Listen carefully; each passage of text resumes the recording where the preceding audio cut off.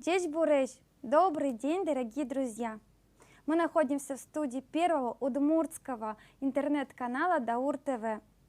Сегодня наш вечер посвящен традиционным музыкальным инструментам финно-угорских народов под названием палыжан. И я ее ведущая Екатерина Сафронова, этномузыколог. Организаторами нашего вечера являются Министерство национальной политики Удмуртской республики, Удмуртская молодежная общественная организация Шунды и Дом дружбы народов.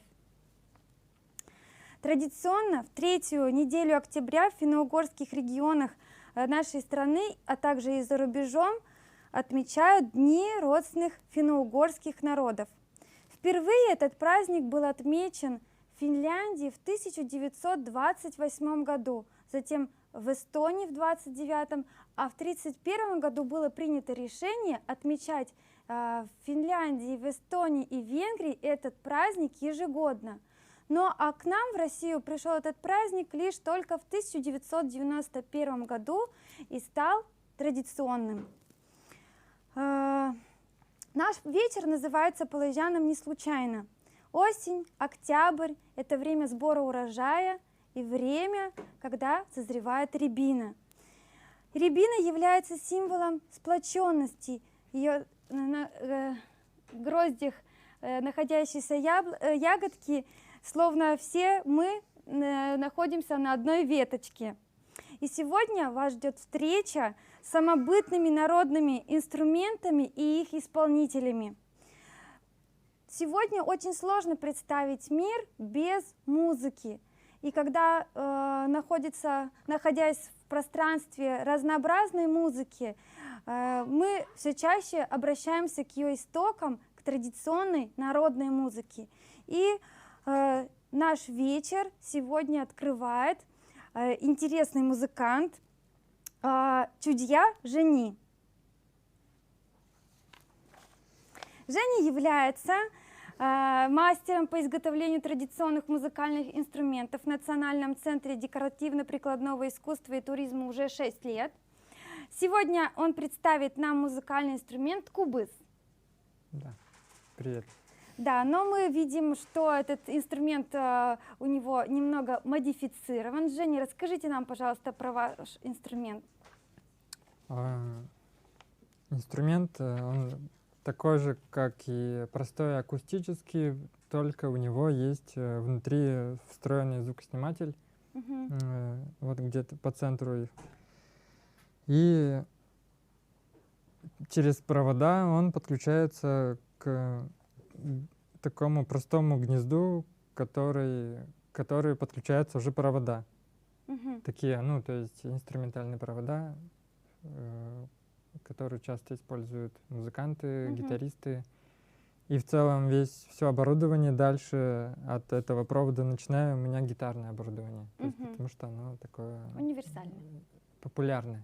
То есть распространенное, разнообразное, совершенствованное уже прямо много лет этим занимаются.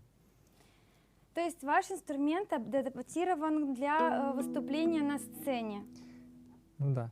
То есть, в принципе, смысл создания такого кубыза был необходимостью, потому что я играю в нескольких группах, и там очень сложно кубыз подзвучить. Но своей первоначальной функции этот инструмент ведь не потерял, или все-таки его модификация как бы усилила какие-то другие его значения? Нет, свои функции он как бы простые акустические функции он не потерял, он как бы такой же, да, вот. Но если вот у меня просто на полу тут есть педалборд, где подключены цепочка педалей эффектов разных, там, которые искажают звук. Ну, то есть он для гитары используется, гитарный звук искажает, всякие разные модуляции, эффекты пространства, эффекты эхо, и вот это все дает разнообразие звука инструмента во время выступления.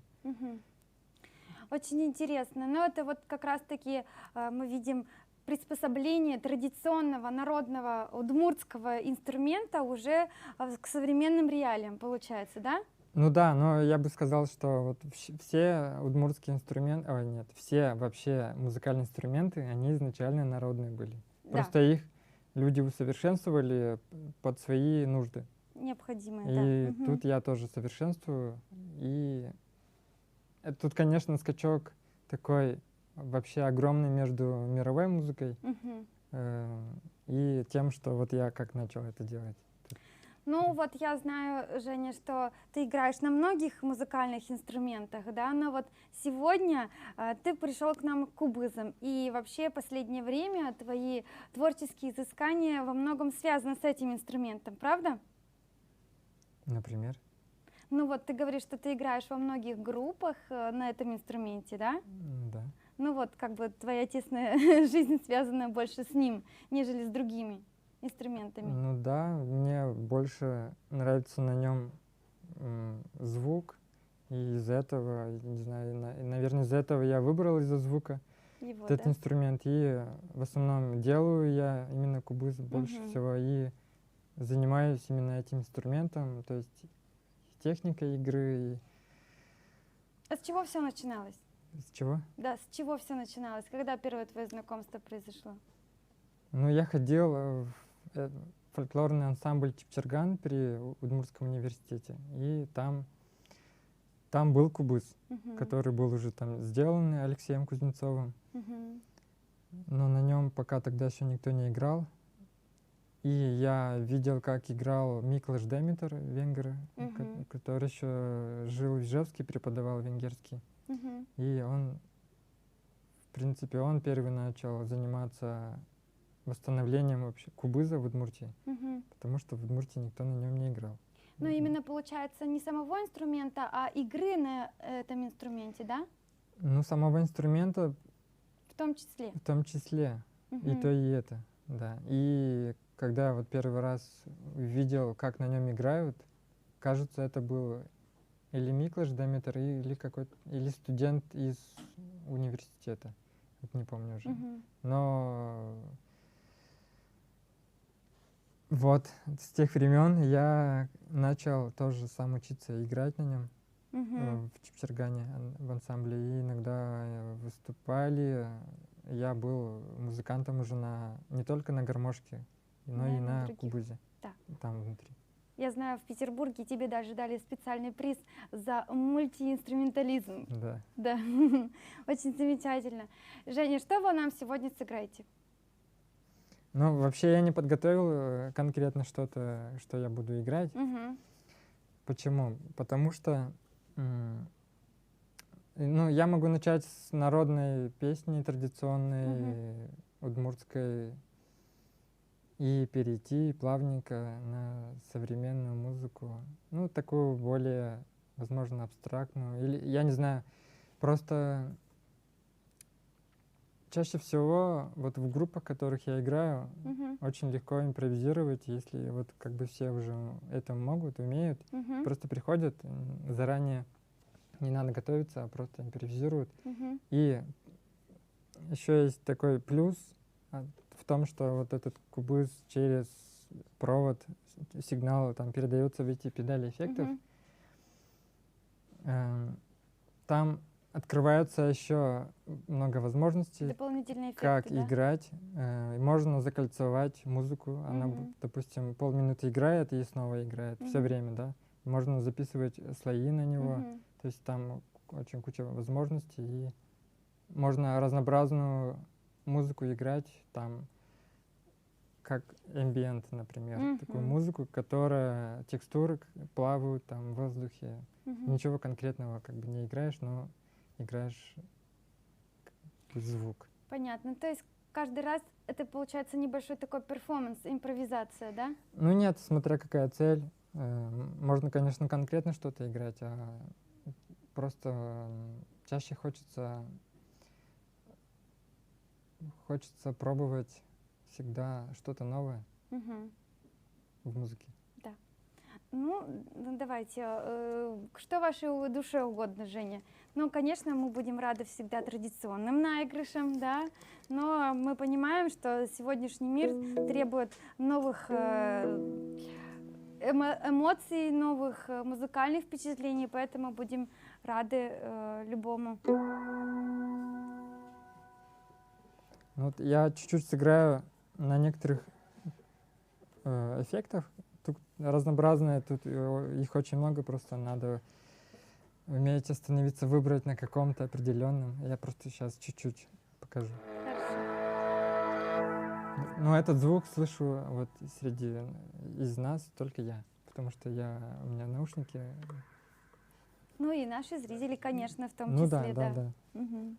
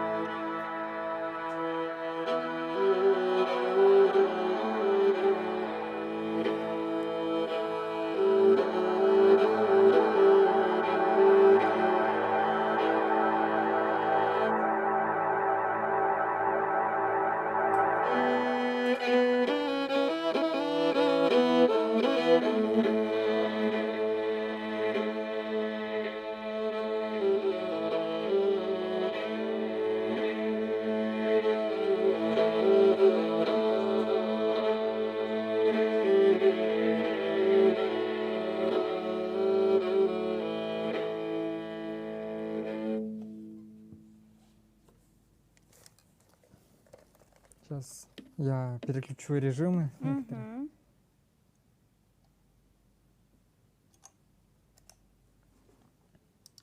А вот можете рассказать, какие режимы вы там, Женя, включаете? Ну, я могу назвать эффекты, которые были Да. сейчас только что. Но там иногда был дилей, ну, то есть повторение. Мгм. И был реверберация — это пространство, но оно Мгм. было такое... Слегка легкое. Нет, оно было чересчур измененное, модифицированное, и поэтому там было странное звучание еще. Еще плюс я добавлял фленджер. Это такая модуляция есть в музыке. Может, кто-то знает, что это. Вот я хочу сейчас попробовать закольцовывать кусочек музыки, потом поверх опять играть. Хорошо. А вот мотив, который вы сыграли, он традиционный или это ваша импровизация? А нет, я просто играл. Сейчас просто. Просто да. ничего конкретного, да. Мгм. Да. Хорошо. И сейчас тоже так же будет, Не да? знаю. Понятно, хорошо. Секреты души музыкантов, это, конечно, не просто узнать, да.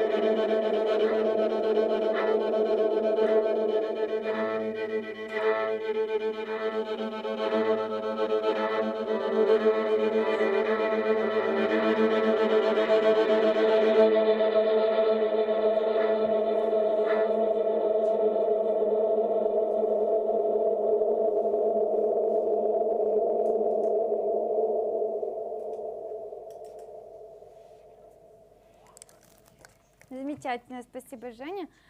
Ну вот, давайте вернемся к инструменту непосредственно. Раз вы сказали, что вы сами его изготавливаете, да, этот инструмент удмуртский, он характерен для всего региона или он все-таки имеет локальную принадлежность к определенной группе удмуртов? Но да, кубыз в традиции зафиксирован только у балтасинских удмуртов Татарстана и в турецком районе Мариэл. Мгм. Вот. И в Ижевске на нем, конечно, не играли. Но сейчас остался, по-моему, один последний человек, кубызчи, который живет в Казани и Мгм. который еще играет, играл, у него родственники играли в деревне, как бы в народе, и он от них перенял это, Мгм. и вот такой человек один остался. А все остальные, кто играют, кто учится, это все в основном из разных мест приезжие люди, которые уже пользуются информацией, которая у нас есть в Мгм. интернете, и люди, которые уже научились. Мгм. А вот вы копировали свой инструмент с традиционного, или вы как бы тоже как бы с традиционного общаясь с народным исполнителем, с народным мастером, или вы уже тоже, почерпнув информацию из литературы, из публикаций, сделали ваш инструмент? Вообще я смотрел, у меня под рукой был инструмент, который вот в Чепчергане, Мгм. на котором я играл, и смотря на него, примерно какие у него размеры, что как. И вот человек, который его сделал, плюс еще других людей, которые тоже уже сделали кубыз к этому времени, я у них спрашивал, Мгм. как сделать. Ну, то есть сделал инструмент, и в процессе создания очень много вопросов возникают, где не знаешь, что делать. Мгм. И вот спрашиваешь. Мгм. И через вот этот опыт, ну, один сделал, два, три, по-моему, уже почти 20 штук я уже сделал. Мгм. И сейчас уже понимаю, как лучше сделать, как вот так сделать. То есть я не копирую инструменты тех, кто уже делал. Например, вот резонаторные эти отверстия, я разработал свой. Авторский вариант. Да, то есть если тут такое отверстие, значит, это я делал. Сразу издалека видно. Мгм. Вот. Ну и форма такая простая, без всяких излишеств. Мгм. Такой простенький. Ну, голова вот у него такая, на птицу похожая. А как она называется? Части инструмента можете рассказать? Вот ведь музыканты, мастера, когда делают свой инструмент в традиционном мире, зачастую одухотворяют, олицетворяют свои инструменты также с людьми или с тем, что их вдохновляет, скажем так. И Ну да, поэтому с иногда... кубызом это есть такое. Да, расскажите, пожалуйста, вот про части, Женя. Ну, у кубыза есть вот мугор, то есть корпус, который из цельного дерева, вот он как бы вот, если сзади посмотреть на кубыз, Мгм. он как бы цельный, целиком из одного дерева. Выдолбленный, да? Да, это Мгм. вот мугор. Ну, то есть удмуртское название мугор, а так это Да, корпус, мугор, который означает в переводе с удмуртского тело. тело также, да, ведь и человеческое в том числе. Мгм. Да. Ну, то есть по русским терминам лучше сказать корпус, Да. да, инструмента. Мгм. Вот это дека, бам. Бам вообще это лицо. Да. Дека это дека, я не знаю, что как переводится, это иностранное слово. Верхняя часть корпуса можно, наверное, привести, да? Мгм. Так. Вот. Она из ели. Вот это единственная деталь из ели, всегда ее делают. Почти все музыкальные инструменты. Почему? Почему? Потому что дерево имеет разную структуру, и особенно ель имеет Мгм. такую особенную структуру, что она усиливает частоты, через которые проходит звук. Он ее усиливает, передает корпусу, еще внутри корпуса есть резервуар, и от этого объема еще зависит, какой характер у звука будет. То есть у него хорошие резонаторские такие показатели, да? Ну да, самые лучшие. То есть Мгм. лучше ели пока ничего нет. То есть у него большая плотность получается, да? Наоборот. Наоборот, самая такая... Ну, как это сказать, у него годовые кольца, допустим, Мгм. твердые, а между ним он очень мягкий. Ага, понятно. То есть он такой не одинаковый. Если сравнить вот это липа, Мгм. да, задняя часть, вот он такой простой, мягкий, нет у него, не отличается, не понять, где годовое кольцо вот это закончилось, где началось новое. Мгм.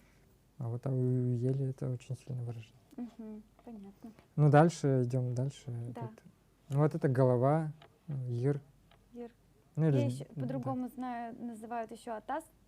Нет, иногда. атас, вот это подставка. мгм. Подставка под струны это атас.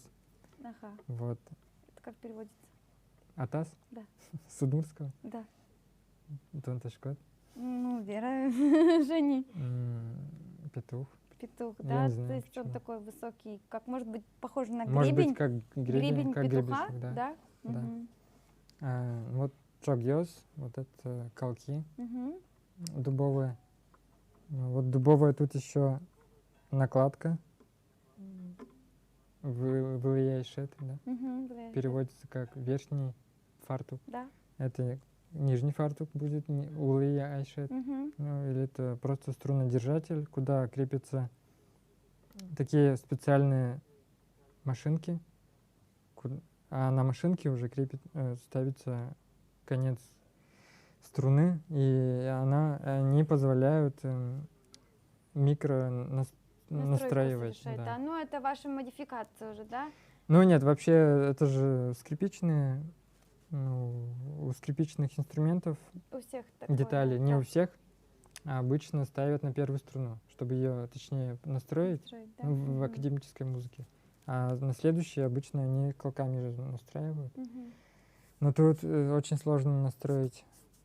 В связи с тем, что это Ну, деревянная раньше у нас у всех были кубызы без этих машинок. Мгм. Мы все настраивали этими деревянными колками, но они двигаются очень жестко. И очень-очень сложно настроить без этих машинок. Я уже не представляю свой кубыз как бы без этих машинок и не представляю без того, чтобы он был без звукоснимателей. Мгм. Ну, конечно, современные технологии, которые позволяют облегчить некоторые такие трудности, да, в настройке и в строе, конечно, легко можно использовать и сегодня, и тем более, если они позволяют играть долгое время без поднастройки практически, да, Жень? Ну да. Ну вообще музыкальный инструмент, он привыкает первое время, если он новый. Мгм. Или новый строй, все равно какое-то время привыкает к тому строю, который ты настраиваешь постоянно. Мгм. И после этого он почти уже не расстраивается. Но если только в каком-нибудь сильно влажном или сильно сухом помещении Мгм. подержать, и дерево впитает вот эту влагу, поменяется строй. Структура. Мгм. Мгм. Ну и последняя деталь вашего инструмента, очень важная, необходимая, это Ну, это смычок с конским волосом. самодельный. Ну да, тут все самодельное, кроме электронных деталей. Мгм. И Конские волосы тоже валбыш. вы сами Нет, изготавливаете? ну я обычно заказываю в интернете. Мгм. Но и раньше сам из хвоста лошади, да, делал. Ну, то есть там больше этапов, там надо его мыть, там А вы стирать. пробовали? Ну да. Да, вот, то есть у вас Да. был Есть такой опыт. такой опыт. Мгм. Да. Ну и у меня и в наличии есть чуть немножко такого конского волоса. То есть к вам из можно дерева. обратиться, вы можете продать Что? конский волос. Могу и кубыз продать тоже. Да, очень хорошо, да. Ну, вообще лучше, на самом деле, лучше в интернете заказать. Покупные готовые, да. Потому что так быстрее, дешевле, и там отобранный. Мгм. Каждый волос надо отбирать, чтобы он был более-менее одной толщины. Мгм. Замечательно. Ну, вы нам в Финляндии что-нибудь традиционное сыграете еще, Женя? Да, я традиционно еще не играл. Да.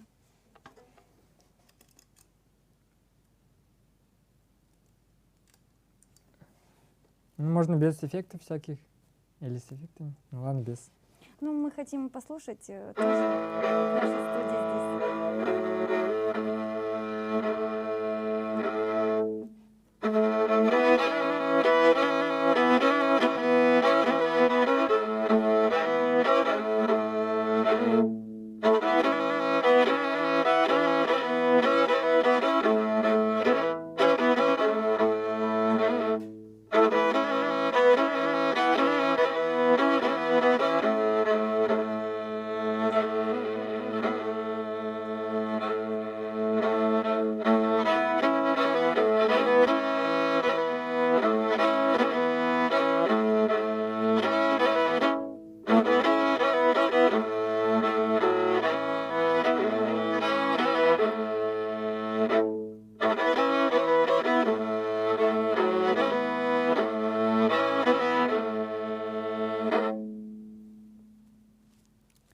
Вот просто могу сказать, что я сыграл, Да. на всякий случай. То есть первое это было вот Шуды Кубызде, Мгм. такая старая традиционная мелодия, и ее, видимо, на кубызе тоже играли. Мгм. Ну, то есть я ее научился у коллектива Актон Корка Мгм. играть. А вторая это Барыч-Гур из деревни Кузибаева Алнарского района. Мгм. Я ее выучил недавно, летом. Свадебный напев, да? Да. Ну, Свадебный то есть напев. свадебный, да, барыч, Мгм. там со стороны невесты. Спасибо большое, Женя, за такой интересный, увлекательный, подробный рассказ про ваш инструмент, про вашу историю знакомства с этим инструментом. Мы благодарим вас, и у нас есть для вас небольшой такой сувенир, подарок в честь вечера Полозьян, да.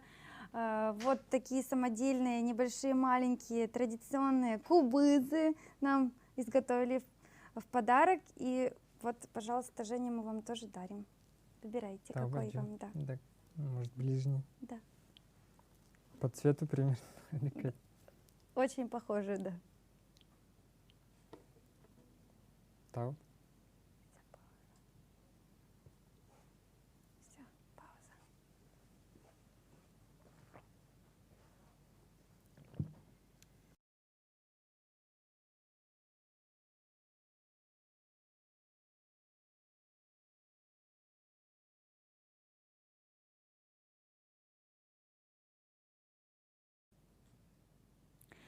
Народная музыка, актуальная сегодня, это не реликты прошлого века или древности. Они и сегодня весьма популярны среди молодежи наряду с и такими направлениями музыки, как джаз, поп, рок. И вообще их сейчас все чаще внедряют и используют и в этих перечисленных направлениях.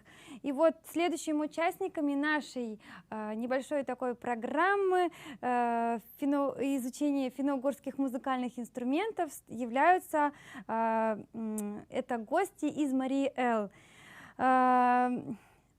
Понаш Дик и Иван Каменщиков.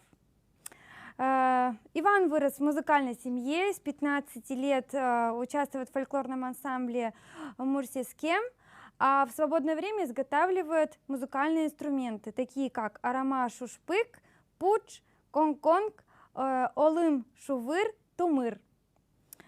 Пондаша Дик с детства играет на баяне или на гармошке, учился в музыкальном училище и в университете познакомился с Иваном, с которым они стали вместе играть в музыкальных группах. Группа называется Уен, и записывают они также помимо музыкальных композиций, лекций, на которых рассказывают о музыкальных инструментах, на которых исполняют, собственно говоря, композиции. Эти их лекции возникли стихийно, спонтанно, потому что публика, которая приходила к ним на концерты, мероприятия, им было очень интересно, что это за инструменты, из чего они сделаны. И вот в ходе таких их музыкальных изысканий возникли и такие лекции, которые мы сегодня с вами тоже немного послушаем фрагменты из Мари Эл. Всем ши-салам! Мы ансамбль Уен из сказочного города Ишкарала. Меня зовут Пондаш Дик. Сегодня со мной Иван Евгеньевич, и мы вместе присоединяемся к празднованию Дней родственных финно-угорских народов. И по этому случаю мы сейчас вам покажем два марийских музыкальных инструмента. Арала-шишпак И ком-ком. ивовый свисток и кон-кон. И сейчас вы услышите, как эти инструменты звучат в нашей музыке. Айда!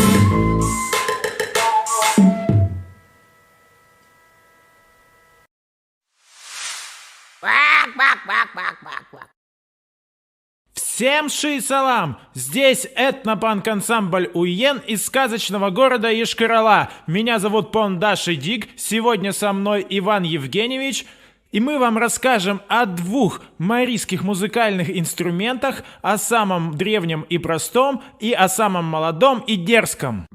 Оказывается, из березы можно гнать не только березовый сок и изготавливать фанеру, а также можно создавать музыкальные инструменты. Кумыш, береста, а точнее самый тонкий верхний слой коры березы. Этот музыкальный инструмент придаст огоньку любой вашей музыке.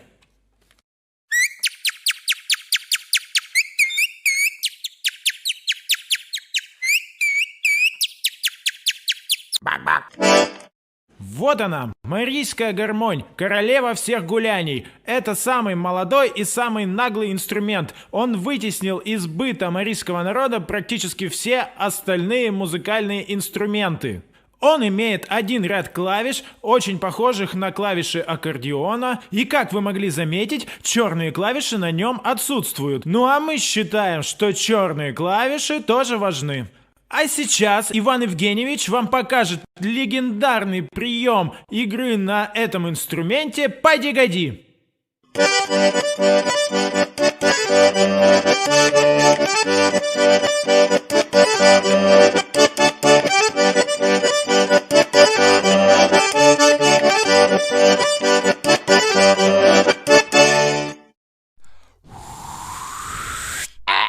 Всем ши-салам! Здесь этнопанк-ансамбль Уен из сказочного города Йошкар-Ола. Меня зовут Пондаш Дик, это Платон Иванов. В своем творчестве мы используем традиционные музыкальные инструменты народа Мари. И сейчас я вам расскажу об одном из них. Тютрет-пуч, сигнальная труба. Во времена, когда цифровые технологии не были столь развиты, этот инструмент служил средством связи между людьми. Например, Платон живет в соседней деревне и хочет позвать меня к себе в гости. Он достает эту трубу, выходит на крыльцо и начинает громко дуть.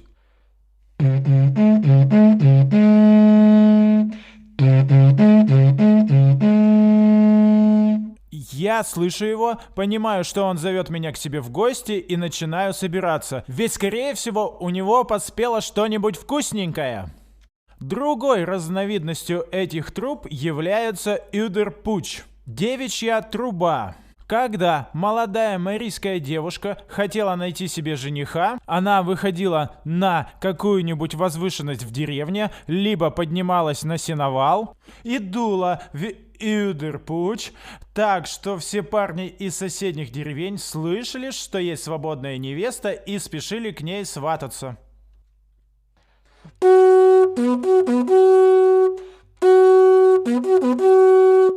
А сейчас мы вам покажем, как эти инструменты звучат в нашей музыке. Айда!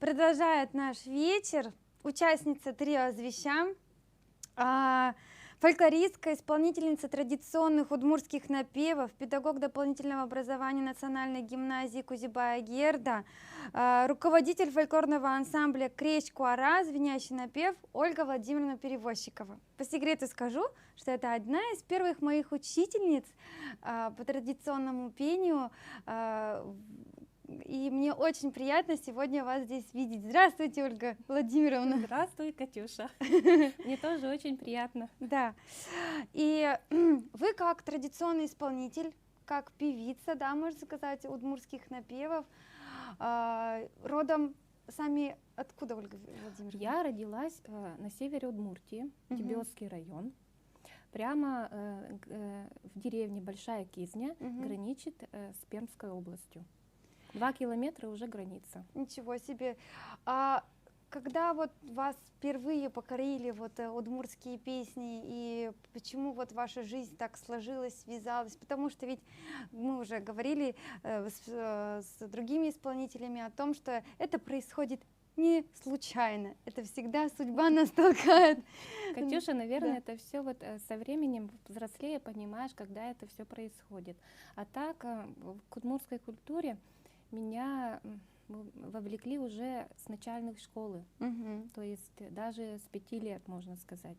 Я пела, плясала на сцене, пела песни, но это все неосознанно. Помню, как у меня дедушка учил, нам пел хороводную игровую.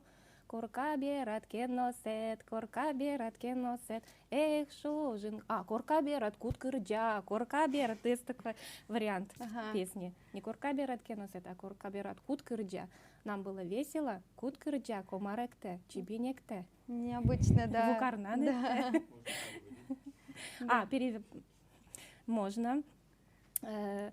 Вукарнан стрекоза пляшет, куткырджа муха поет, комар пляшет. Да, вот это вот у нас дедушка, вот вспоминаю дедушку прямо с теплом, с добротой, любимый мой дедушка.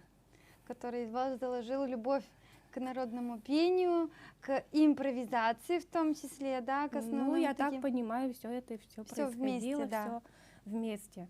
И это неосознанно. А так я училась в Воткинском музыкальном педагогическом колледже, а практику проходила в школе номер 1 и был педагогом Трофимов Сергей Семенович. Мгм. Про него уже говорили. Да. Он как раз на Крежье. Мгм. Ну, еще методику преподавания в школе преподавал.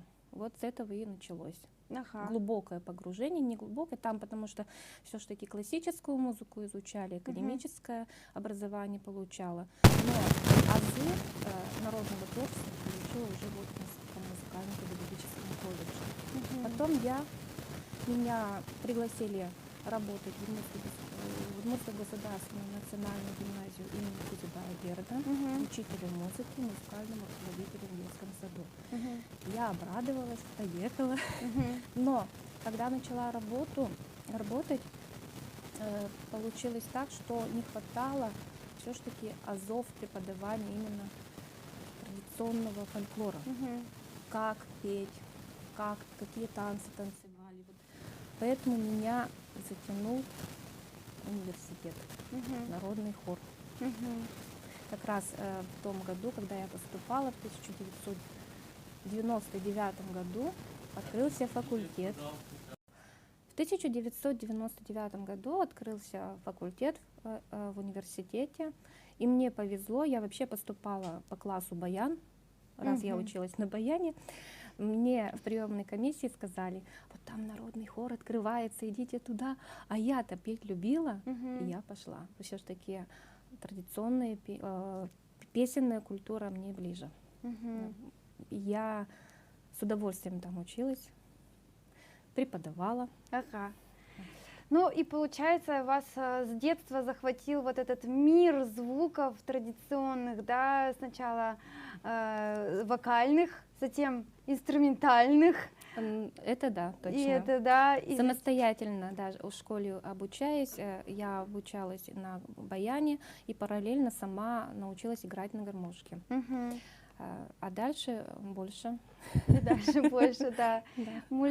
Мультиинструменталист, вы, можно сказать, да? Не совсем. Не совсем? Не на всех инструментах умею играть. Но все равно, тем не менее. Ну и, наверное, так и в традиционной жизни происходит, да, ведь людей, когда, особенно если человеку это близко, ему это нравится, то он не только пробует себя, например, в одном направлении, да, как в классической музыке зачастую бывает, мастер оттачивает Ну, сейчас. классическая музыка, она все-таки ограничивает возможности. Мгм. Вот и я по себе понимаю, что традиционное пение, традиционный фольклор раскрывает больше, то есть расширяет границы мировоззрения, мышление меняется, Мгм. понимание жизни, понимание традиционной культуры в целом, традиций локальных, певческих. Если ты это варишься в этом, то есть живешь этим, то это настолько богато, настолько благородно. Мгм. Миссия обучать детей, раз я занимаюсь фольклором с Мгм. детьми. Понятно, что кто-то не пойдет по стопе, по дороге фольклористов, Мгм. но самое важное — обучить понимание, любовь к традиционной культуре, к своему народу. Мгм. Ну вот в вашей жизни вам пение, именно пение исполнительское, как-то помогало в плане того, что душевного, там, равновесия или гармонии с самим собой, вот как-то мироощущение, вот вы сказали тоже, да, как-то вот. Есть такое понятие в традиционной культуре — импровизационность. Мгм. Вариативность, импровизационность. И вот я с детства чувствую, что я хожу, импровизирую, сочиняю, бегаю по полям, пою, что вижу, то пою. Вот как Мгм. раз это песенная традиция северных удмуртов. Мгм. Что вижу, то пою. И это в вашей жизни, можно И сказать. до сих пор это происходит. Да. Ну, наверное, это свойственно и всем народам, да, потому что ведь не только как бы и удмуртам, потому что ведь не зря ученые выделяют как свойство вариативности и импровизационность, свойство Да, фольклора, да. вот поэтому.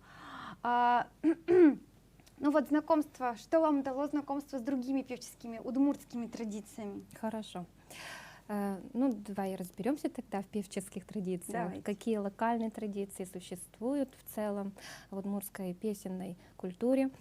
Это выделяются учеными два песенных пласта, песенных, то есть традиций. Это южная песенная традиция и северная песенная традиция.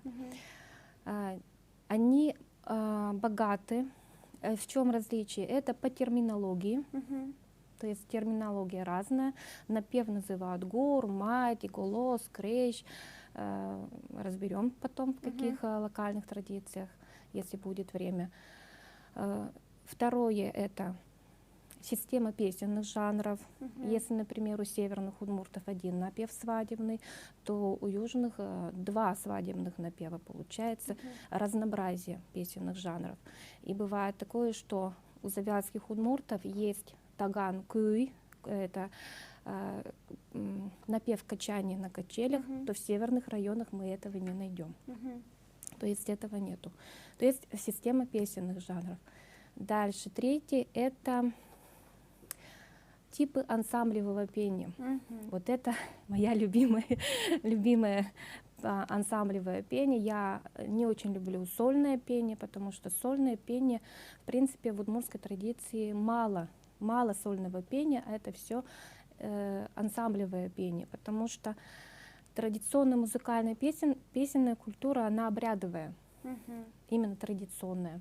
И мышление, получается, общинное, коллективное. да, общинное мышление, и люди делали сообща, и есть такое понятие, даже это Кузебай Герд писал, что когда совместно пели, то если кто-нибудь фальшивил, то надо его там укоряли, и давай потихоньку пой, да учись.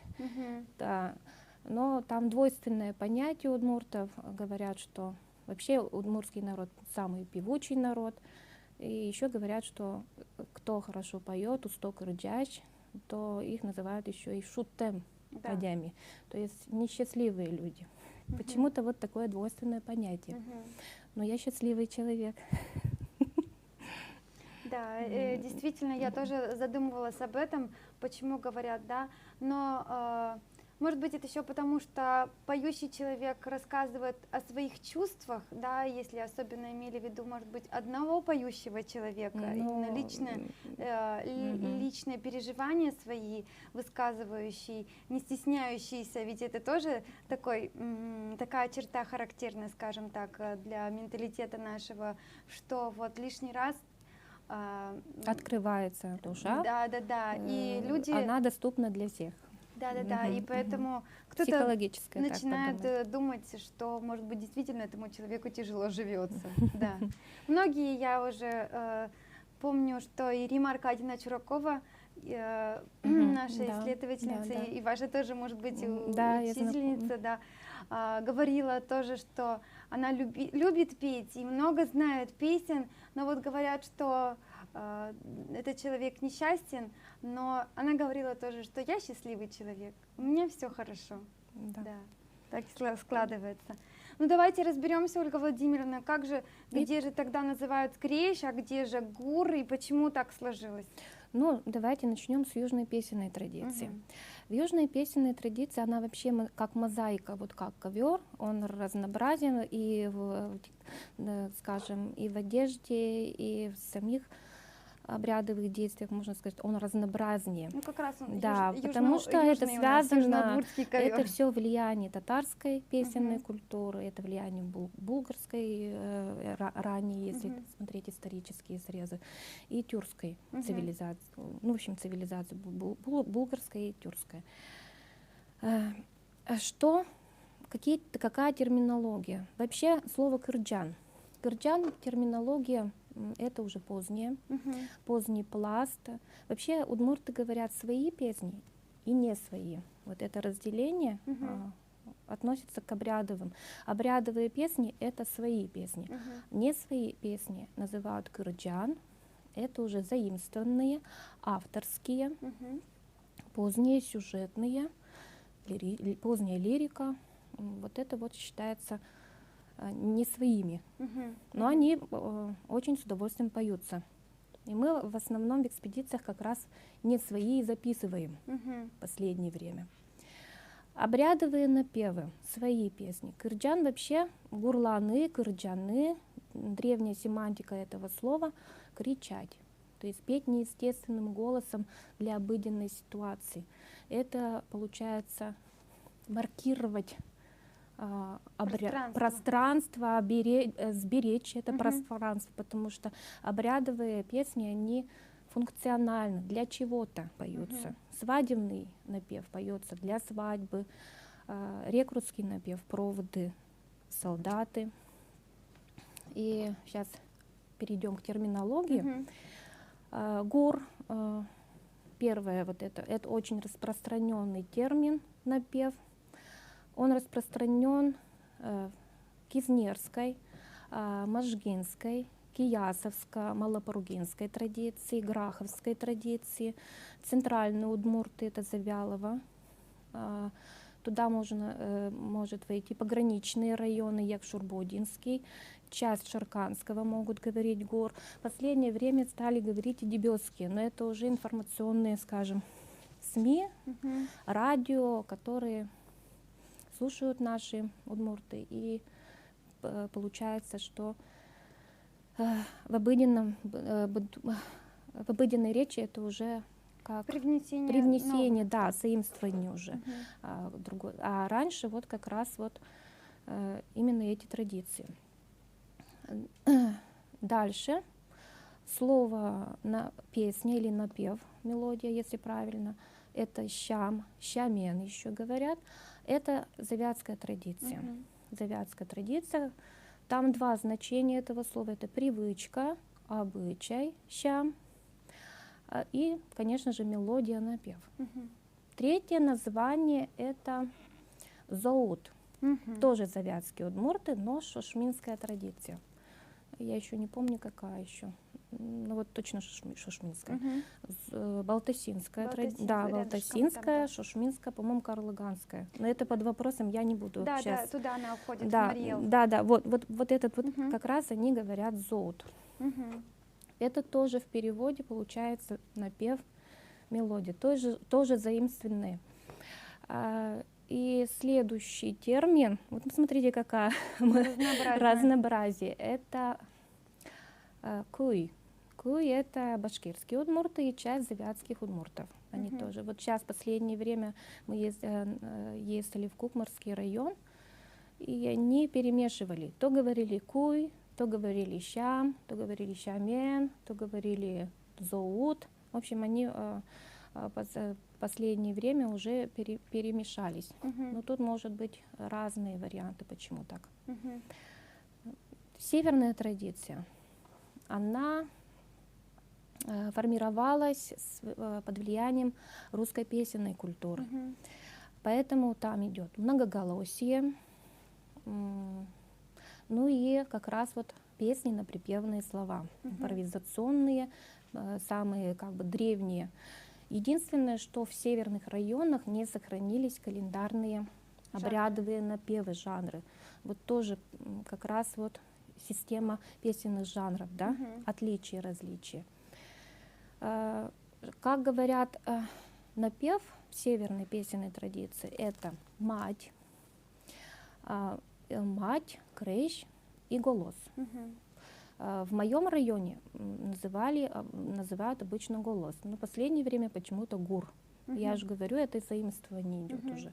А так мы старых бабушек, пожилых бабушек я записывала еще в 2004, по-моему, 2002 году, они говорили голос. Что такое крещ? Это многоголосные импровизационные напевы на припевные слова, которые не имеют никакого значения даже. Это междометия, частицы, различные слова, лексические вставки. Например, могли быть вераны, шуыны, кырджаны. Один напев я вам спою. Это дебёцкий, рекрутский напев, называется «Некрут голос». Некрут называли, не рекрут, а некрут. Или даже лекрут голос. Я записывала сама, вариантов много, но я сейчас не помню, какой из, но это все из одного, скажем, куста. Дебелский район. Экигбен икношу йомыно, ой зано егинено,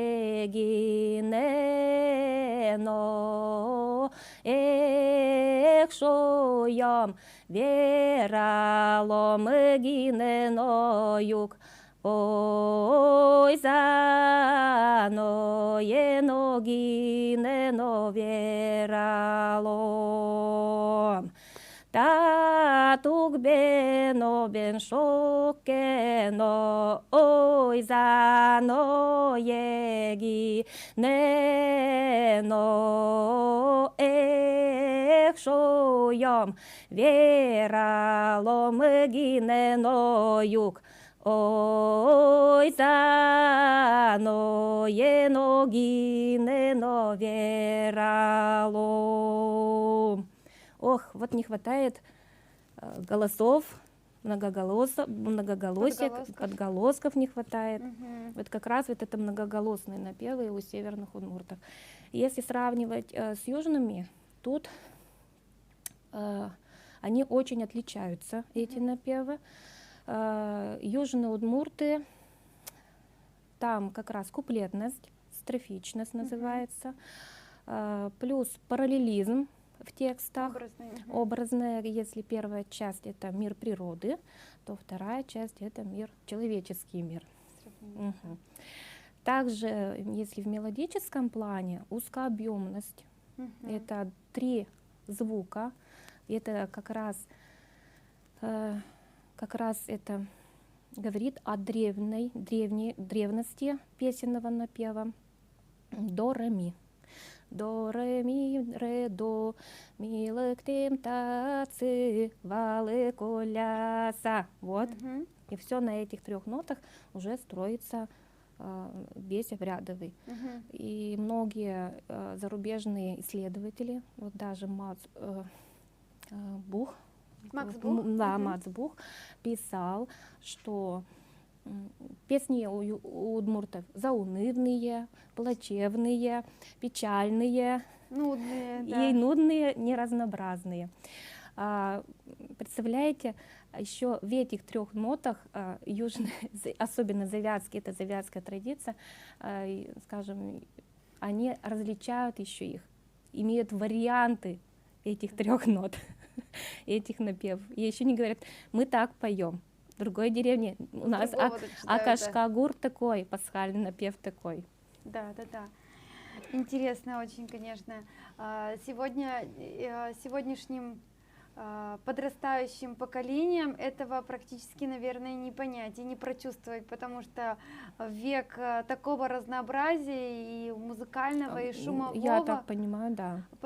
И тем более век быстрых темпов, вообще традиционные, конечно, песни совершенно по-другому ощущаются. И чтобы быть поистине исполнителем, наверное, нужно быть поистине немного фанатом понятия того времени и тех ценностей. Я-то понимаю так, да. Без этого никак.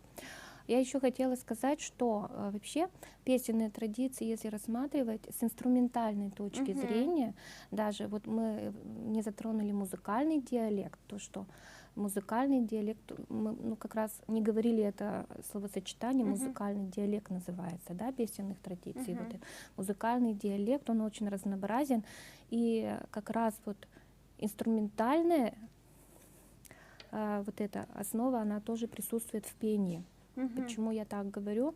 Когда я обучалась в университете, то мы как раз начали разучивать завятскую традицию, и мы пели Апай-Шамен, как раз шошминских удмуртов, и пришлось обучаться играть на кубызе, чтобы вот откуда и началось у меня увлечение кубызом, с этим инструментом. Пришлось выучить и играть, то есть девочки поют ансамблевое, многоголосное, скажем, гитарофонное пение у южных удмуртов.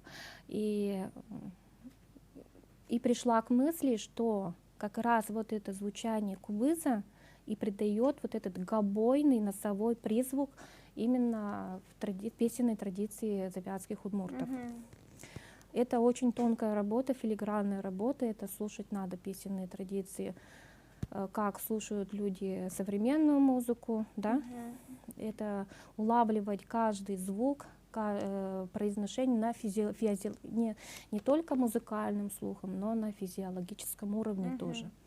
Где, как, куда звук посылать, это вот как раз манера исполнения.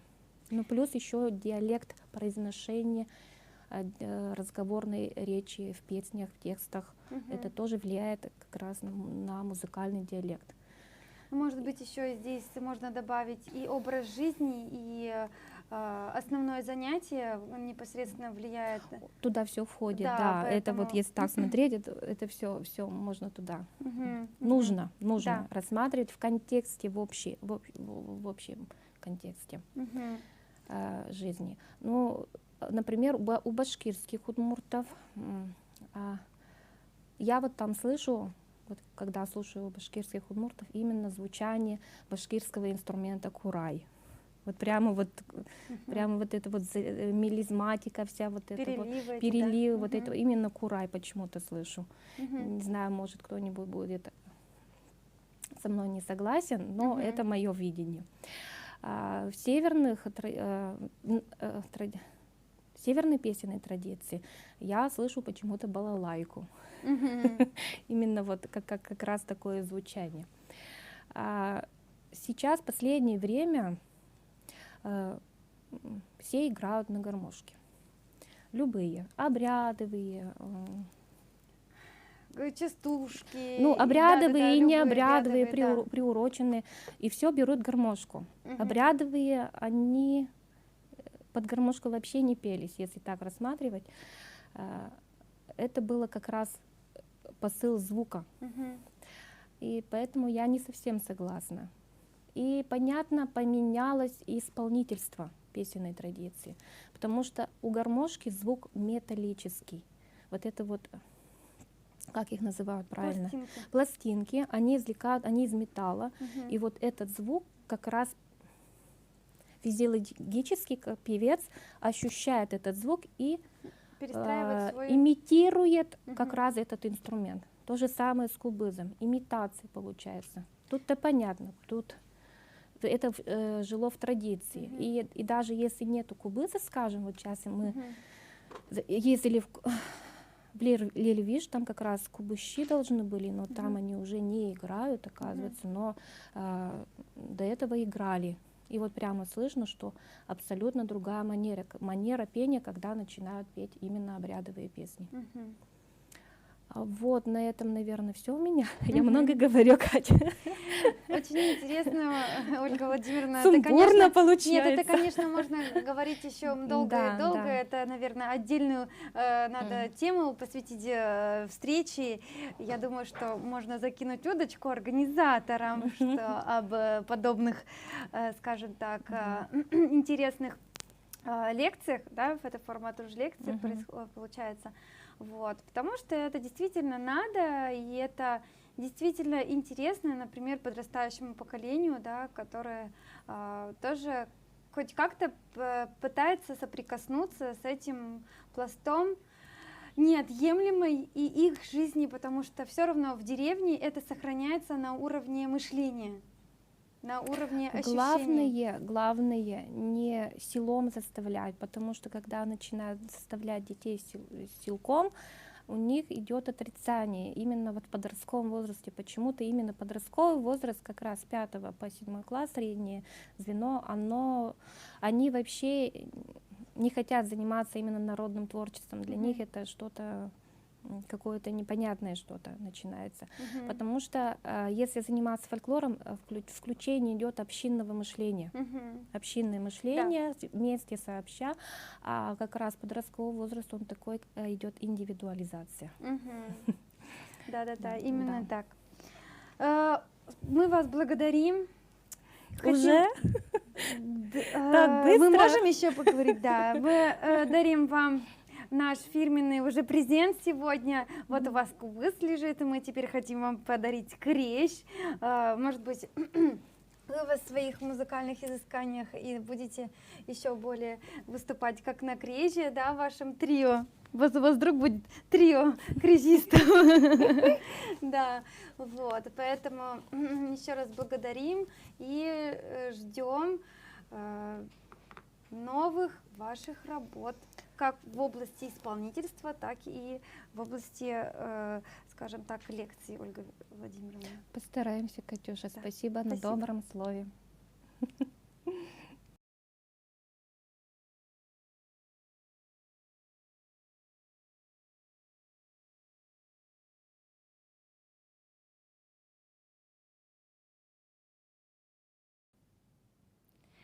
Финно-угорские народы расселяются по всем уголкам нашего мира. И вот даже в Румынии, в Трансильвании проживает удмуртско-венгерская семья и воспитывает своих двух дочерей, это Анастасия и Миклош Деметер, который чтит и удмуртские традиции, и венгерские. Миклош изготавливает музыкальные инструменты, и сегодня он продемонстрирует нам их и даже исполнит на них традиционные наигрыши, а их дочери Кати и Дёнди исполнят напевы венгерские сегодня и познакомят нас с ними. Mikor Gergely legény volt, jaj, micsoda szép legény volt, édes Gergelem, kedves Gergelem. Szükke fából botja volt, ő nékem szerető volt, édes Gergelem, kedves Gergelem. Ջեջբուրեշ գազրանու ուչկիշյոս տուննե տոտ մացկոմ շունդուժան պալ նո մոլդվա շայերիշ կալուկ ինստրումենտյոսն վերամե պոտե տատն վերաշկե ուդիգես սամոյ տոդմո մաջար կալուկ ինստրումենտ շարիշ սկրիպկա շարիշ մալկեշոնո սո մուկետ դունյելու է իսո ենո վատսամե պոտե մոնուկ շուդիշկը սո ինստրումենտեն Soin mi tatân tot maccomu, pellan instrument yosun i căniacă yezo instrument yosun, cud yosun ta shayerân shudo, jakie shudo val. Nărășic tot maccom ta tușges no ușor instrumenten, nimașke tilinko i shudo soin Moldva shayerân. Ta izlem câc partem variantez vâlem, Nărășetiez variant propkatek, okşorugine gumı vulem, sıçe paralelios, no bıdez dunye vulun vani veran luoz, noștaiz vâlez variant, cuke zemos şulanya leșto, propka pono leșto taci, i taji okşorugez şudını tayin, tani kuarayez tace.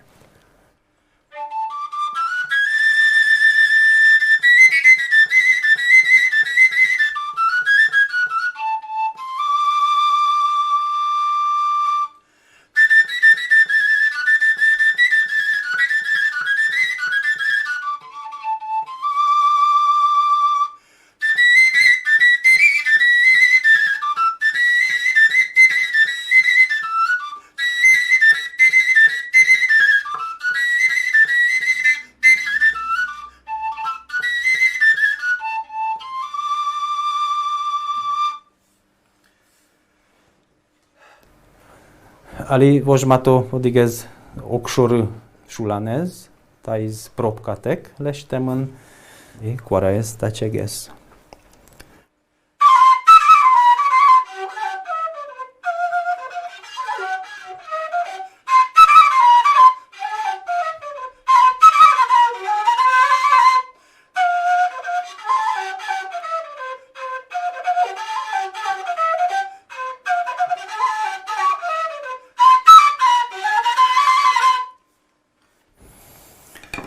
Tabere vuimă, quat pașo șulanios pălă, tais tușges no todmo instrument, tau sunt už mašios šudo vlem no aspon nazıges, no soje kudria sice pumișconiosân cu ke ectiză, so kuna užekutiză, ta je ik so kuk shairin ik ojik shudo tausen Moldva no shund jujan pal Transilvania no.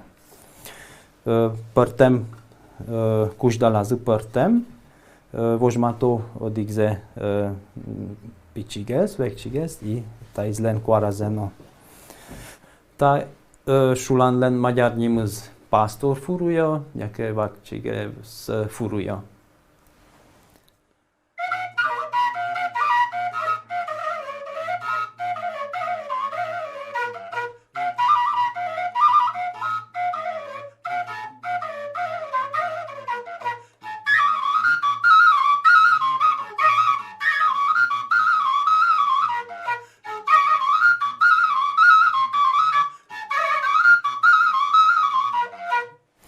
Këže këlidy, koarajez tunsykoges potedyr, shudo namalez partem, čem okshor shulan yosyn, kënyake kvin amal vaň kudiz voshte koaraze. Nrësheti ez amal, durez ponom taji i pichi akvatom, ta uknojez i nosh čirtështymı potom koara, Gondırlen kaj, nurgetsa. No, eșo ajodu vojmato instrumentez durvule până sa piciac leikatom. Vojmato ta e badjumaz. Ta izlen magyar nimz nagy furuja, badjum shulan. Ta badjum instrument yosın sıçe lay sıçe nebıdges Guriosus shudovulem, piciosınız, ekton ponna tupages kvarajzno, zolges no umojges kliške. No štain ali shudo dimesh shajerın, so shundu juran pal intien, vaň ce gurios, kuke, no mazmon gurios, jaké kuke aďami aspoň nás ges šude.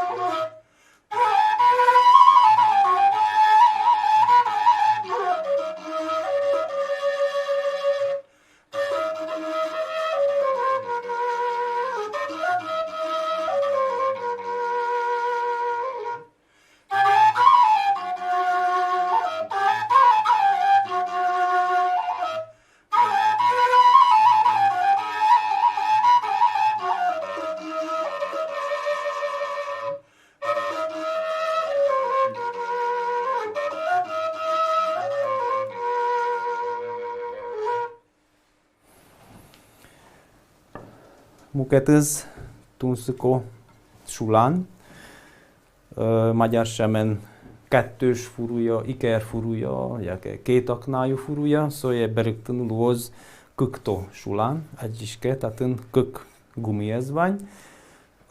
Nos, odig az kine pasjoszuz vány, szó szücseik tányi muketız kagy. Vány szücse, és vozsmás jöszlen, no szücse nagyon jossz instrumenten gergyesza. A pásztor elvesztette a juhait. Pastuch îștiz își josse, no szücse sujet szó, kudze veralo, magyo i shulanen no shudo ogdırja. Kök lüketez van, ta gurlen nrësheties kuke agiz își josız văl, își emân, šusa soku szücse kurekton gur shude, kuke marke ageno mal paso își josız šusa soku szücse shudo gur shudën kutske. Ta je shude kënjake pol i samoj pumaz shudërja sabët të gurze.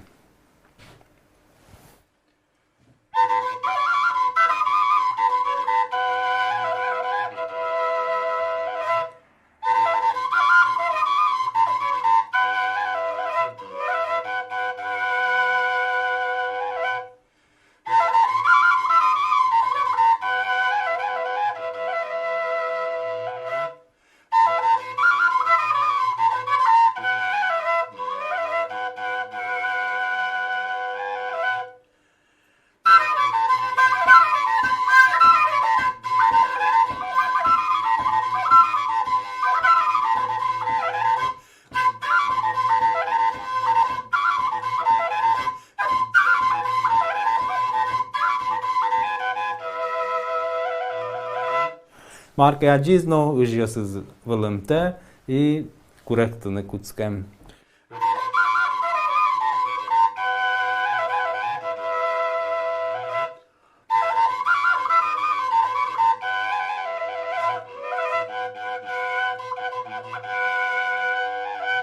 I samoj pomaz își iose šeitsa, so gurenik šumpoteso.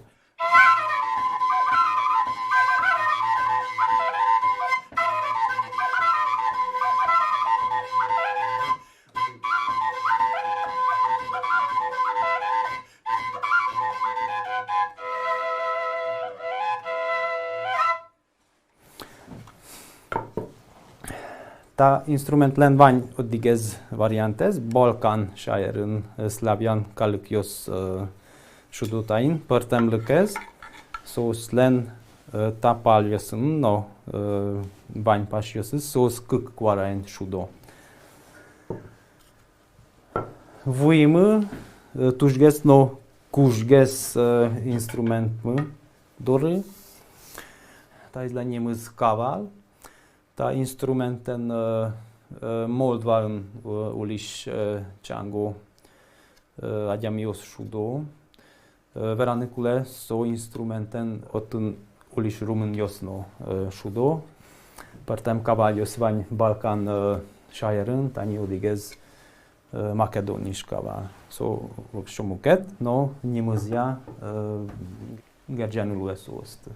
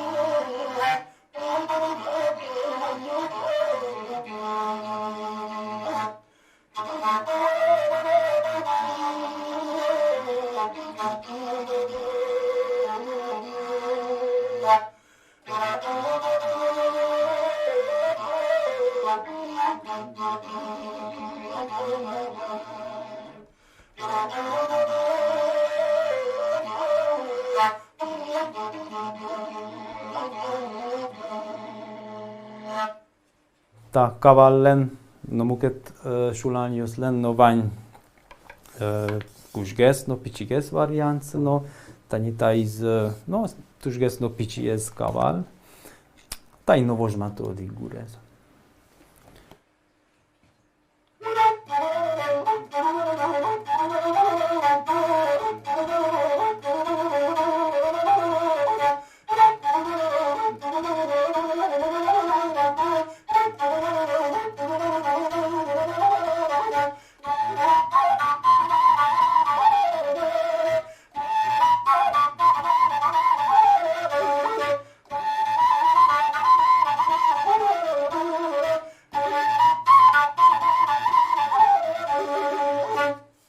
Taiz ekton gur nimaške dicilen ektonenza.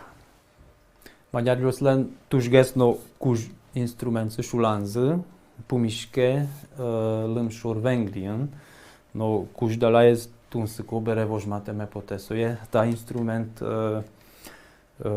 Transilvania Moldvan tot mova, no tuž vaškala magyar instrumenco. Magyar klân solen nimăz hosszú furuja, berögtăsa kuž šulan veranul uesoje.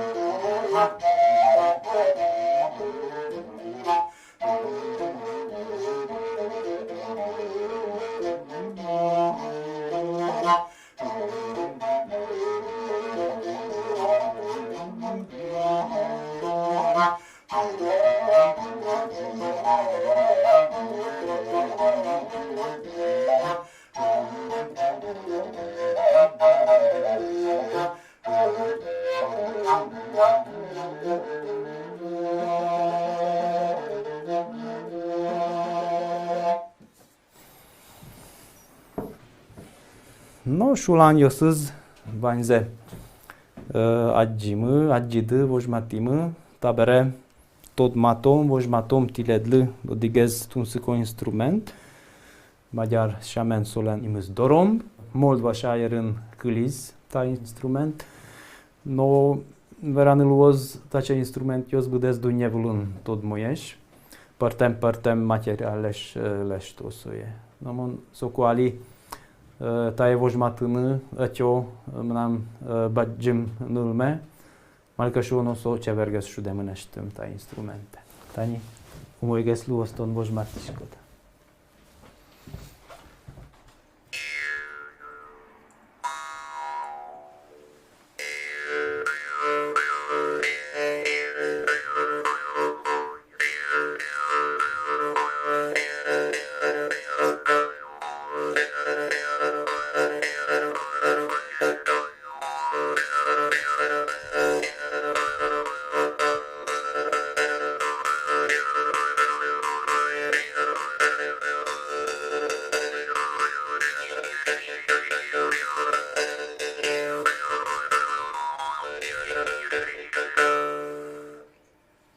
Taubadzsem.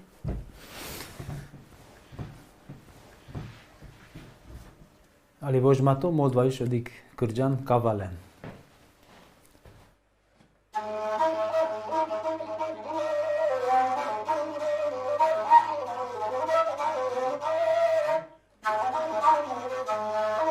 Mikor kerkely legény volt, jaj, micsoda szép legény volt, édes Gergelem, kedves Gergelem.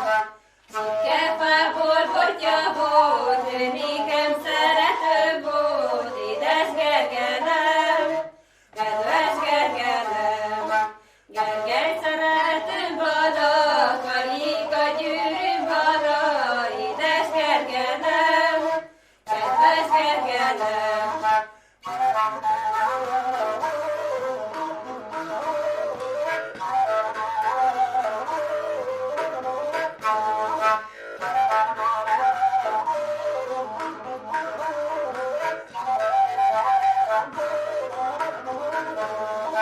Veresinget felvettem, selyem kapcát felköptem, édes Gergelem, kedves Gergelem. Ilyen voltam, olyan voltam, jaj, micsoda szép lejány voltam, édes Gergelem, kedves Gergelem. Gergely szeretőm nincsen, karika gyűrűm sincsen, édes Gergelem, kedves Gergelem.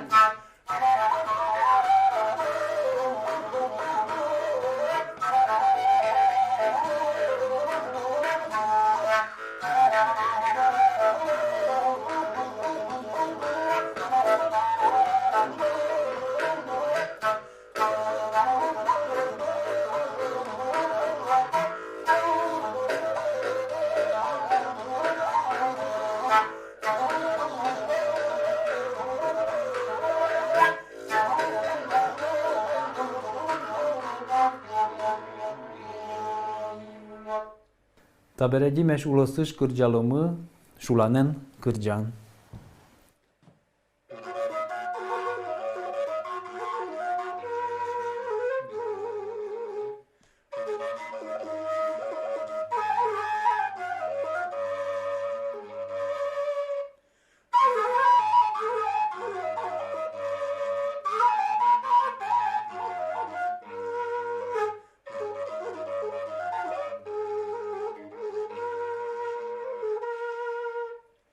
Kis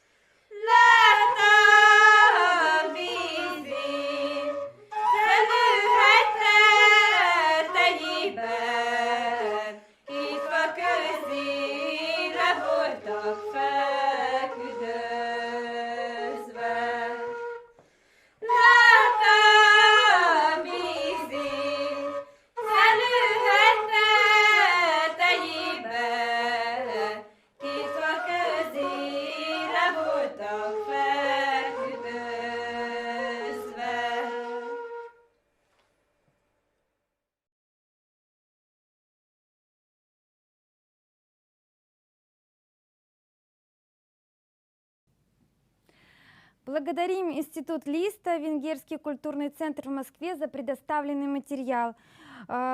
Сотрудничество с Венгерским центром уже в течение многих лет дает плодотворные плоды. Благодаря именно им стараниям мы имеем возможность здесь, в Удмуртии, увидеть музыкантов, танцоров, художников и познакомиться с их творчеством и посмотреть даже венгерское кино.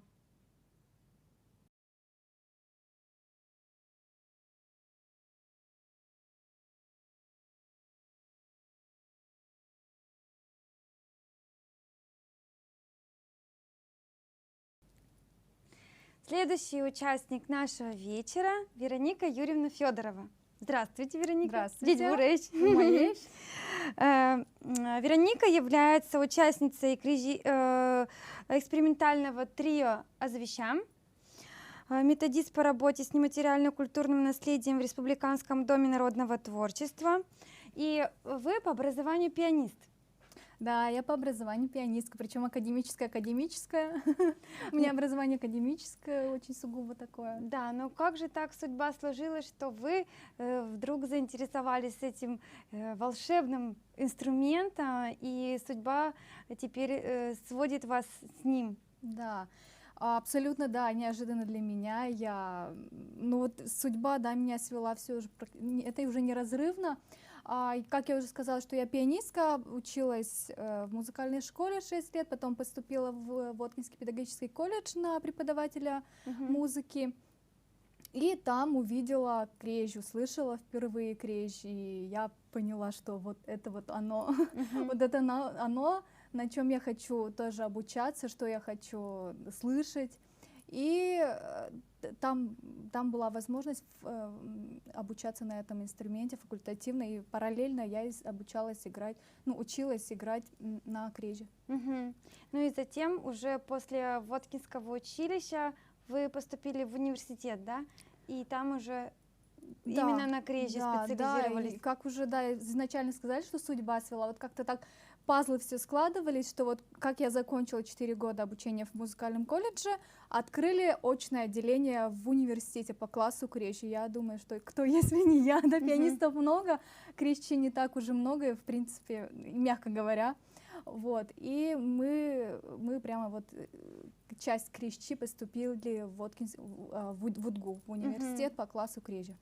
Ну и ваш педагог по специальности, знаменитый Кунгуров Сергей Николаевич, да, который, к сожалению, уже сегодня ушел из нашей жизни, но он считается легендарным человеком в нашей республике, потому что благодаря его инициативе произошло возрождение этого действительно национального удмуртского традиционного инструмента. Да, Сергей Николаевич возродил, к сожалению, крежь, к сожалению, был утрачен, то есть он свое бытование утратило, и в 1989 году Сергей Николаевич Кунгуров возродил этот инструмент. И надо сказать, что Сергей Николаевич является моим учителем, но и также, как я уже сказала, в Воткинске я обучалась игре на креже, там моим учителем является Сергей Семенович Трофимов. То есть у нас есть все-таки в республике такие явные, да, школы по игре на креже. Это Воткинская школа, это школа Кунгурова. И уже сейчас, когда я стала уже играть в трио, в экспериментальном трио, я стала, как бы парадоксально это ни звучало, я стала обучаться фольклору, традиционным приемам игры. И это вот как бы 3 такие основные столпа как бы моей школы. Ну, то есть Воткинский здесь в университете это больше академический инструмент, да, получается, он, его приемы игры, репертуар, это основа именно уже сочиненная, как бы авторская, да? Либо это сочиненное, либо авторское, либо это переложение для крежа. Если даже это народные песни, это все равно переложение для крежи адаптированные, но, разумеется, мы все играли по нотам. Сейчас же в рамках вот этого трио экспериментального мы полностью отходим от нот, вообще их у нас нет. В принципе, мы основываемся на каких-то гармонии, на основе каких-то ритмических рисунках. В общем, мы стараемся вот традиционных канонов каких-то следить. Очень интересно, и это замечательно, что как бы новый виток развития это дело у нас в республике продолжает, и глядишь, и скоро, может быть, найдутся и архивные материалы когда-нибудь, что найдутся традиционные такие, может быть, записи, потому что ведь даже есть приведен строй в работе Макса Буха, да, строй этого инструмента, который ему передали в его работе. Возможно быть, где-нибудь еще лежит какая-нибудь книжка или труд, да, где что-нибудь и опубликованное. По поводу того, что в принципе что-то, да, если что-то можно найти по крежу, только если в архивах, ну, допустим, недавно Ирина Пчеловодова опубликовала или презентовала ряд аудиозаписей архивных, в том числе и крежи, на игре на крежи, но там игра на крежи удмуртов, проживающих в Мариэл, в республике Мариэл. Вот, то есть такие напевы, и основываясь вот на таких архивных материалах, можно немножко уже как-то изобразить, попытаться поиграть какими-то традиционными методами игры. Вот. А так, если смотреть на сегодняшний день, если у нас на кубызе еще играет на сегодняшний день, то играющих людей на креже, это, мне кажется, встретить вообще уже нет. Невозможно, нет. Да. Но недавно я сама как-то очень удивилась и приятно была удивлена, что в Можгинском районе, по-моему, в деревне Кибья нашли у себя в чердаках крещ. То есть если порыться потщательнее, все-таки можно еще что-то найти. То есть, разумеется, этот инструмент имеет свою историю, из своего исполнителя, мастера, и вот по таким находкам еще можно какие-то исследования делать. Я тоже поделюсь своей находкой. Я пишу свою работу, и часть моей работы тоже посвящена инструментальной музыке, и в том числе и инструменту крещ. И вот когда я работала с этими материалами, у меня архивные материалы 30-х годов, я искала типы инструментов, где они сохранились, ну вообще какие есть в музейных коллекциях.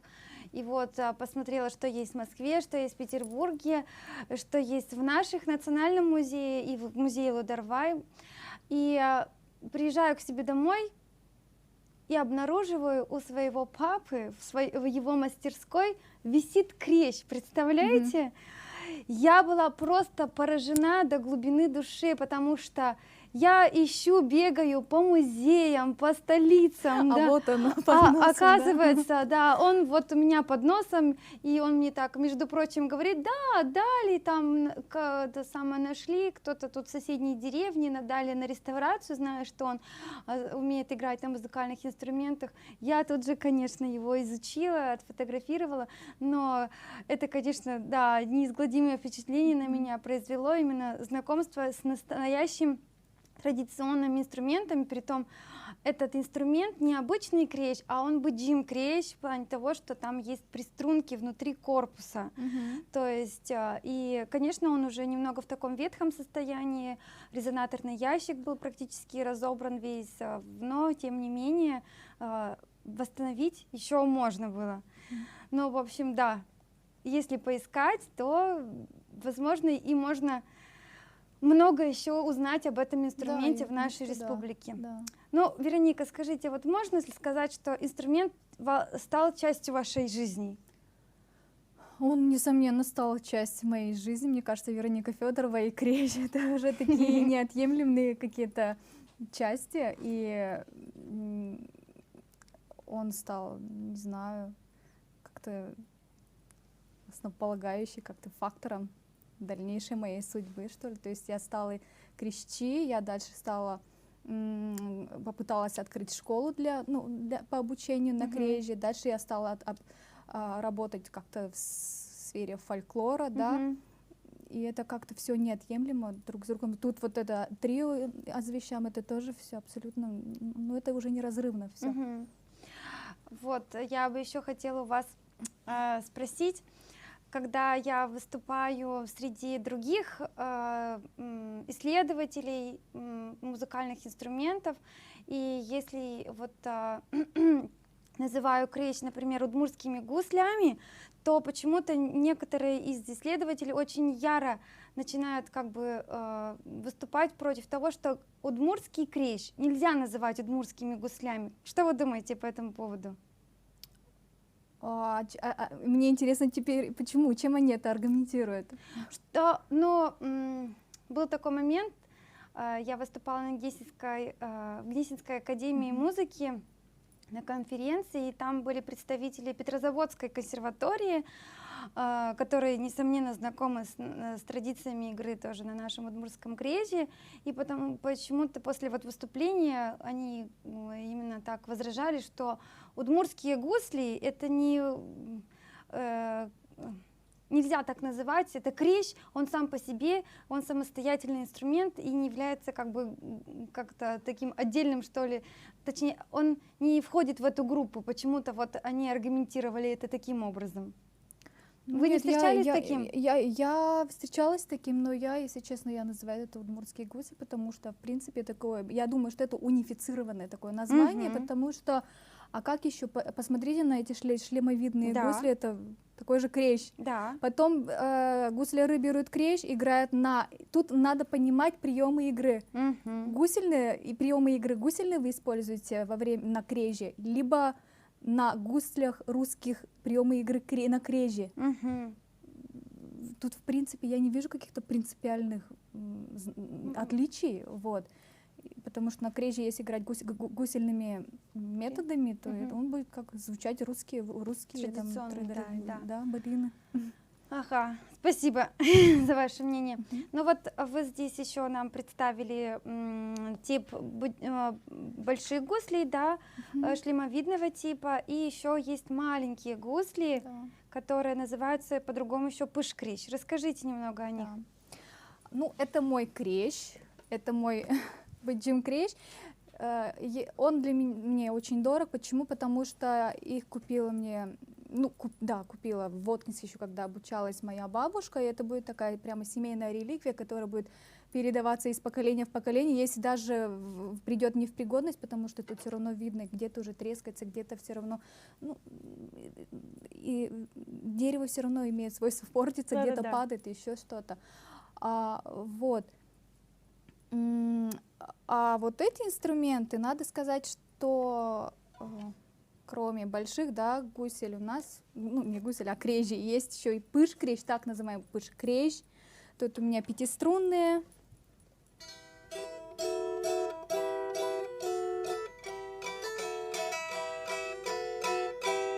Вот. А тут еще есть семиструнные, то есть они варьируются. Надо сказать, что на сегодняшний день у нас есть достаточно мастеров и достаточно хороших мастеров, которые развивают все равно это ремесло, они делают крещи, они как-то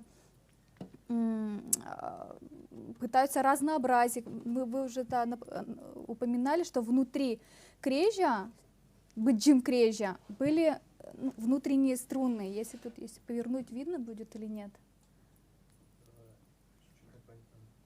Вот так. Сейчас. Да.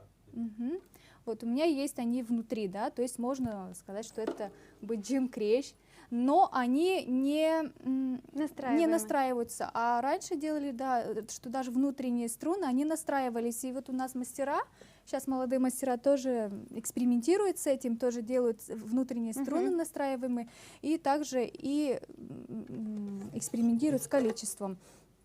Вот такие крещи принято называть у нас, вот так сложилось, пыш-крещ. Пыш в переводе с удмуртского лодка, плот. Да, у нас есть разные варианты тоже этого инструмента, есть в форме лодки, прямо лодки. Я думаю, что сейчас они в музее тоже есть, или может даже в Воткинске они даже еще функционируют, я думаю. Вот. Их восстановили, сделали по вот этой подставке, которую нашли в музее Иднакар.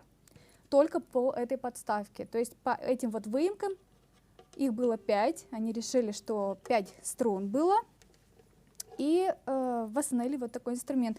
Но надо сказать, что все-таки, наверное, у удмуртов не было пыш-крежи. Это более такая поздняя традиция, которую мы, такая более поздняя традиция, которая мы воссоздали и назвали пыш-крежь. Скорее всего, эта подставка, она может каких-то там подарок или торговля, да, торговых путях, которые оставили или, может, подарили, или каким-то образом остались вот эти вот подставки.